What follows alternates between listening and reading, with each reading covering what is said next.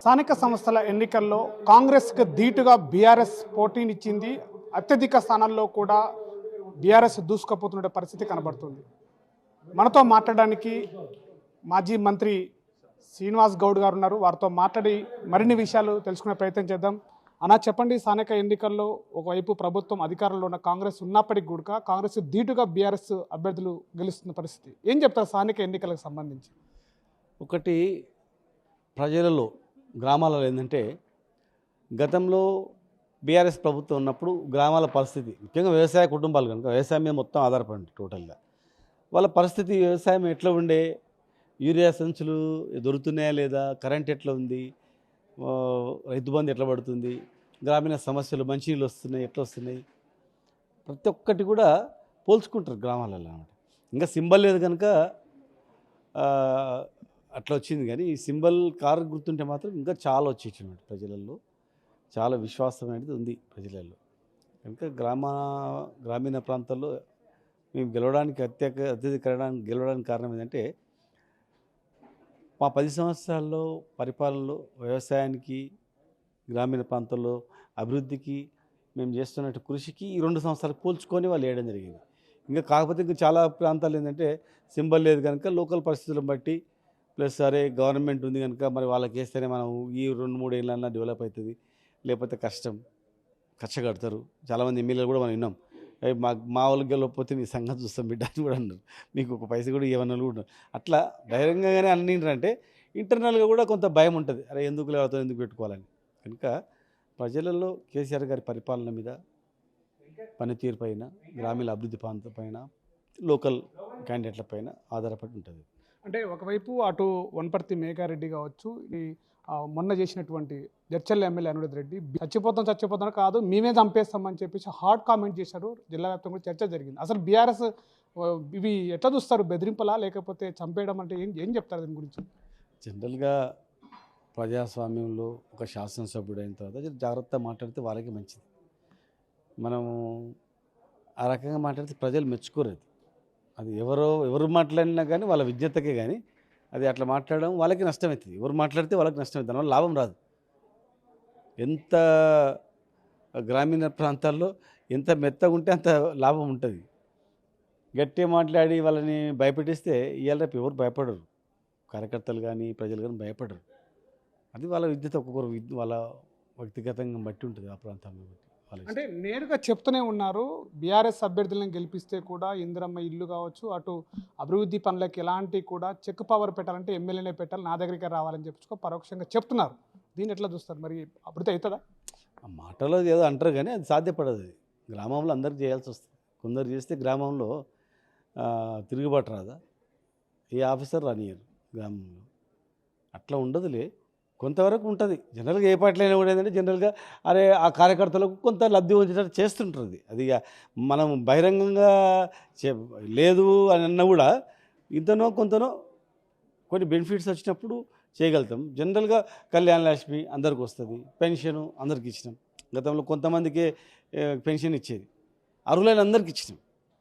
అప్పుడు కాన్స్టిట్యున్సీకి 100, విలేజ్కు 50, 100, 200, మొత్తం కాన్స్టిట్యున్సీకి ఒక 2000 వస్తే అన్ని పంచుకోవాలి. ఆ టైప్లో ఉండేది వెనకటి రోజుల్లో. మేము ఉన్నప్పుడు అందరికీ అన్ని పార్టీల వాళ్ళకు పెన్షన్లు ఇచ్చినాం.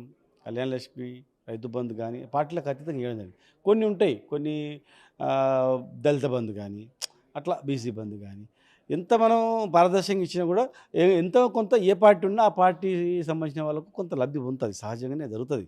కానీ పూర్తిగా మా వాళ్ళకే ఇస్తాం లేదు అనేది ఉండదు, అట్లా జరగదు. అది ఖచ్చితంగా జరగని పని. అంటే ఒకవైపు తెలంగాణలో కూడా జరిగినటువంటి 2 విడతల ఎన్నికల్లో బీఆర్ఎస్ అభ్యర్థులపైన కూడా ట్రాక్టర్లపై తొక్కించినటువంటి పరిస్థితి కూడా సంఘటనలు తెలంగాణ రాష్ట్రంలో చూసాం ఇటీవల కాలంలో. అటు బీఆర్ఎస్ అభ్యర్థులు భయాందోళనకు గురి అవుతున్నటువంటి పరిస్థితి కూడా ఉంది. అంటే గెలిచిన తర్వాత అటు వెళ్ళాలా ఇటు ఉండాలా ఏంటి పరిస్థితి, సందిగ్ధంలో కూడా కనబడుతున్న పరిస్థితి ఏం చెప్తారు? ఇవాళ రేపు అన్నీ ఆలోచన చేస్తారు, ఇప్పుడు ఫ్యూచర్ ఏం ఆలోచన చేసుకుంటారు వాళ్ళు. కొందరు పోతే పోవచ్చు, కొందరు అక్కడ ఇక్కడ తక్కువ పర్సెంట్, ఎక్కువ శాతం ఎవరు పోరు. ఎందుకంటే గ్రామీణ ప్రాంతాలు ఎట్లుందండి ఇప్పుడు నెక్స్ట్ ఏ ప్రభుత్వం వస్తుందంటే వాళ్ళే చెప్తారు ఎవరికి వస్తారు. మళ్ళీ నెక్స్ట్ ఈ ఎలక్షన్ సర్పంచ్ వేరు, ఎంపీటీసీ జెడ్పీటీసీ కొంచెం మారుతుంది. ఎమ్మెల్యే ఎలక్షన్ వచ్చేవరకు ఏమవుతుందంటే ఎవరు ఉండాలో ఈ రాష్ట్రాన్ని ఎవరు పరిపాలిస్తే మేము బాగుంటుందో వచ్చేసి ఆల్రెడీ డిసైడ్ అయ్యారు. ఖచ్చితంగా రేపు మళ్ళీ ఎవరికి ఓటు వేయాలని ఈరోజే డిసైడ్ అయిన వాళ్ళు. కనుక వాళ్ళకు అరే నెక్స్ట్ వచ్చేది ఈ ప్రభుత్వం అయితే రాదు కనుక నెక్స్ట్ వచ్చే ప్రభుత్వం మళ్ళీ ఎక్కువ శాతం మనం మళ్ళీ 2.5 ఏళ్ళు మళ్ళీ ఆ గవర్నమెంట్లో ఉండాల్సి వస్తుంది. సరే వీళ్ళు తిప్పలు పెడితే 1.5 ఇయర్ తిప్పలు పెట్టవచ్చు. ఎలక్షన్ ఇయర్ అయిన తర్వాత ఎలక్షన్ సంవత్సరం ఎవరు తిప్పలు పెట్టరు, ఎట్లా గడిచిపోతుంది. మళ్ళీ నెక్స్ట్ 2 ఏళ్ళు వాళ్ళే కదా ఉండేది అనేటువంటి డిసైడ్ అయి ఉంటారు. పోవడానికి ఆలోచన ఎవరికి ఉండదు. గ్రామాల్లో కూడా ఇప్పుడు పోతే కూడా ఊరుకోరు పబ్లిక్. ఓటేసినాడు నీకు ఎందుకు ఓటేసినా బిడ్డ ఏమనుకుంటాం అనే పరిస్థితి కూడా వస్తుంది. కనుక అట్లా భయపెట్టించే జరిగింది. ఎలక్షన్ల వరకు జరిగింది. ఇప్పుడు నడవదిగా. ఇప్పుడు గెలిచిన తర్వాత భయపెట్టించామంటే ఎవడు భయపడు. ఎవడో అక్కడ ఇక్కడ ఏదో డబ్బులకు ఆశపడో ఏమన్నా పైసలు ఇస్తామని ప్యాకేజీలకు ఆశపడో ఎవడో పోతుండొచ్చు అక్కడక్కడ కొంతమంది. కానీ మెజార్టీ సర్పంచ్లు దానికి సిద్ధంగా లేరు ఇప్పుడు. అంటే స్థానికంగా ఉన్నటువంటి మొదటి విడత 2 విడతల ఎన్నికల్లో గట్టి పోటీ అయితే ఇచ్చింది అనుకోవచ్చు. సో 3వ విడత ఫలితాలు కూడా ఈరోజు సాయంత్రం రాబోతున్నాయి. ఎట్లా ఉండబోతున్నాయి ఓవరాల్గా? రేపు రాబోయేలో కార్యాచరణ ఎలా ఉండబోతుంది? ఎట్లా ఉన్న వాళ్ళు ఇప్పుడు ఫస్ట్ నుంచి సెకండ్కి వచ్చే వరకు కాన్సన్ట్రేట్ చేసిండ్రు. కొన్ని డబ్బులు ఇవ్వడము లేకపోతే ఇంకా రకరకాలుగా ప్రలోభాలు పెట్టడము అనేది జరిగింది.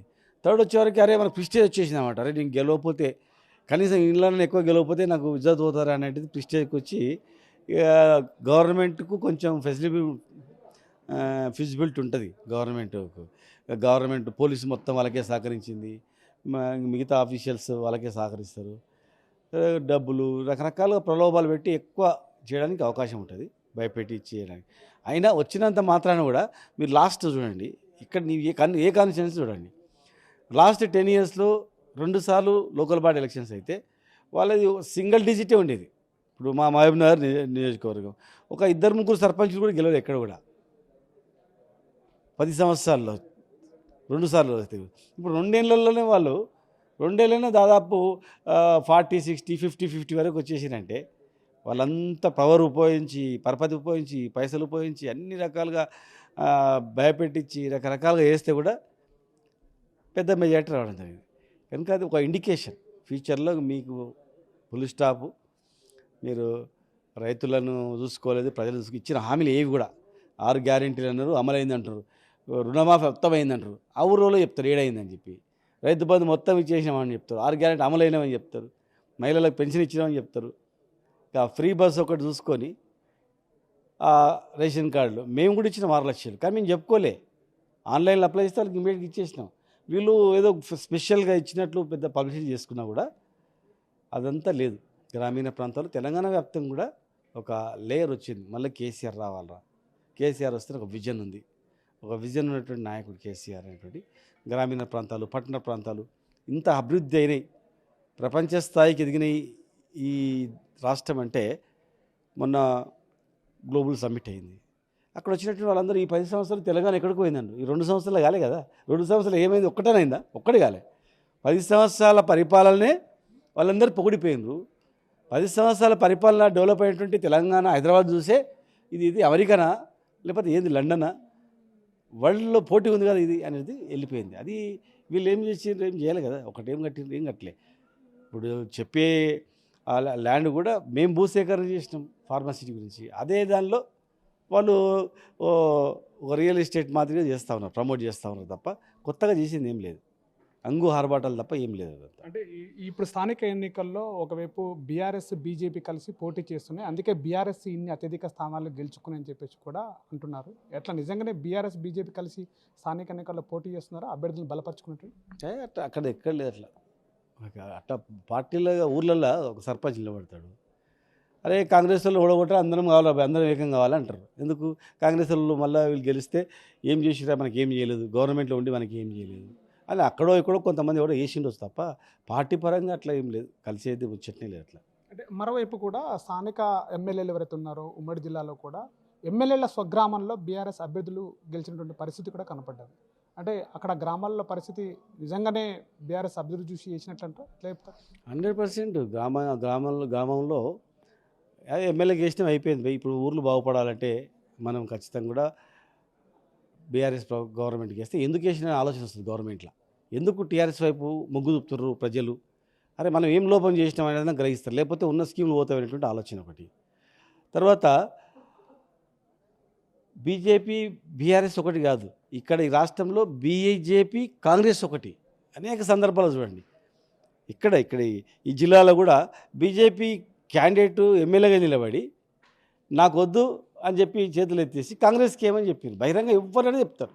ఇక్కడ ఎవరు బీజేపీ కార్యకర్తలు అడగండి, కడుగట్టిన ఆర్ఎస్ఎస్ కార్యకర్తలు అడగండి, ఇక్కడ ఏం జరిగిందని చెప్తారు. అట్లా వాళ్ళు బహిరంగంగా పబ్లిక్లో బీఆర్ఎస్ ఓడగొట్టాలని చెప్పి బీజేపీ కాంగ్రెస్ ఒకటే తప్ప ఇలా కాంగ్రెస్ గవర్నమెంట్ని బీజేపీ వాళ్ళు ఏమైనా మాట్లాడుతున్నారా? స్వయంగా ప్రధానమంత్రి మోడీ గారే బీజేపీ ఎంపీలతోన మీరు వాయిస్ లేదు, ఏం లేదు, ఒక మాట మాట్లాడతలేదు, మీరు కలిసిపోయినారు, వాళ్ళతో మిలాఖత్ అయిపోయినారు, ఏమనుకుంటారు, దేశంలో మేము కాంగ్రెస్ని ఢీకొంటుంటే మీరు అక్కడ పోషిస్తారా అనే లెవెల్లో క్లాస్ వీకడం జరిగింది. అన్నప్పుడు ఎవరు కలిసిండ్రు? కాంగ్రెస్ బీజేపీ కలిసిందా? ఎవరితో కలిసింది? మోడీ గారు ప్రధానమంత్రి కదా, ఆయన ప్రధానమంత్రి, మూడోసారి ప్రధానమంత్రి అయిన ఆయన మీరు టీఆర్ఎస్తో కలిసిందని తిట్టిండా, కాంగ్రెస్తో కలిసిందని తిట్టిండా ఎంపీలని? అదంతా ఏం లేదు. మేము ఒంటరిగా ఉన్నాం, ప్రజల గుండెల్లో ఉన్నాం, ప్రజల కష్టాలు తెలిసిన వాళ్ళం మేము, తెలంగాణ తెచ్చిన వాళ్ళం మేము, తెలంగాణ రాష్ట్రం సాధించిన వాళ్ళం మేము. రాష్ట్రం రాకముందు ఏముంది, రాష్ట్రం వచ్చిన తర్వాత ఏముంది, ఈ రెండేళ్ళు ఏముంది, ప్రతి అనుక్షణం ప్రజలు గమనిస్తుంటారు, సోషల్ మీడియా ద్వారా తెలుస్తుంది. కనుక మా పార్టీ ఆదరణతో వచ్చింది. రేపు చూడండి, సింబల్తో వస్తాయి కదా ఎంపీటీ జెడ్పీటీస్, మీరు చూడండి ఎన్ని జెడ్పీ ఛానల్ అయితే చూడండి, ఎవడు ఆపలేడు. వాళ్ళు చూపెట్టుకోను కాసుకోరు, ఇట్లా ఎప్పుడు కారు గుర్తు కనబడితే కాసుకున్నారు. రేపు ప్రభంజనమే ఉంటుంది. సో ఇది స్థానిక సంస్థలకు ఎన్నికలకు సంబంధించినటువంటి అభివృద్ధి సంక్షేమ పథకాలు గత ప్రభుత్వాలు చేసినటువంటి ఆ యొక్క సంక్షేమాలను చూసే ఆ ప్రజలు ఓట్లేశారు. బీఆర్ఎస్ను కూడా ఆదరిస్తున్నటువంటి పరిస్థితి కూడా కనబడుతుందని చెప్పారు. కాంగ్రెస్ పార్టీకి సంబంధించినటువంటి ఎమ్మెల్యేలను బీఆర్ఎస్ అభ్యర్థులను బెదిరించడం విషయంలో కూడా ఒక స్థానిక ఎమ్మెల్యే ప్రజాప్రతినిధులు కాబట్టి ప్రజాక్షేత్రంలో ఉన్నటువంటి ప్రజాప్రతినిధులు ఆలోచన చేసి మాట్లాడితే, అణిగి ఉండి మాట్లాడితే ప్రజాక్షేత్రంలో నిలబడతారని చెప్పేసి కూడా చెప్తున్నటువంటి పరిస్థితి. కెమెరా పర్సన్ నర్సింగ్తో శివాజీ, ఆర్టీవీ, మహబూబ్నగర్ జిల్లా. చరిత్ర సృష్టించినోడు ఇప్పుడు ఆ చరిత్రని తిరగరాయబోతున్నాడు. అబద్ధాల గోడల్ని బద్దలు కొట్టి నిజాలను రాగా మీ ముందుంచబోతున్నాడు. నిజమైన వార్తల కోసం వెంటనే డౌన్లోడ్ చేసుకోండి రా యాప్ని.